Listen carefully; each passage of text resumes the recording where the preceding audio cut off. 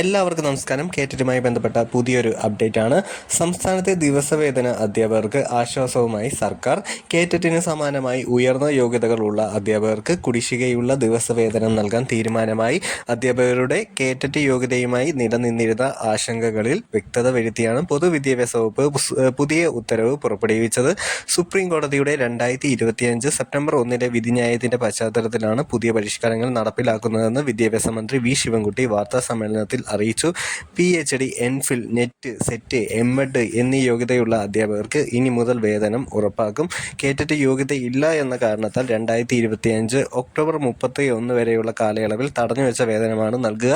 ഈ കാര്യത്തിൽ ഓരോ കേസും പ്രത്യേകം പരിശോധിച്ച് തീരുമാനമെടുക്കുന്നതിന് അനുമതി നൽകിയിട്ടുണ്ട്. അധ്യാപകരുടെ യോഗ്യതാ മാനദണ്ഡങ്ങളിലും ഇളവ് പ്രഖ്യാപിച്ചു. കേറ്ററ്റ് കാറ്റഗറി 3 വിജയിച്ച അധ്യാപകരെ കേറ്ററ്റ് കാറ്റഗറി 2 നേടുന്നതിൽ നിന്നും ഒഴിവാക്കി. ഇത് സംബന്ധിച്ച 2018 മാർച്ച് 9 സർക്കുലർ വ്യവസ്ഥകൾ തുടർന്നും നിലനിൽക്കുന്നതാണ്. നിലവിലെ നിർദ്ദേശങ്ങൾ സുപ്രീം കോടതിയിൽ സർക്കാർ സമർപ്പിച്ചിട്ടുള്ള റിവ്യൂ പെറ്റീഷനിലെ അന്തിമ തീരുമാനത്തിന് വിധേയമായിരിക്കും. അധ്യാപകരുടെ സേവന വേതന വ്യവസ്ഥകൾ മെച്ചപ്പെടുത്തുന്നതിനും നിയമപരമായ തടസ്സങ്ങൾ നീക്കി അർഹമായ ആനുകൂല്യങ്ങൾ ലഭ്യമാക്കുന്നതിനും സർക്കാർ പ്രതിജ്ഞാബദ്ധമാണെന്നും മന്ത്രി വ്യക്തമാക്കി.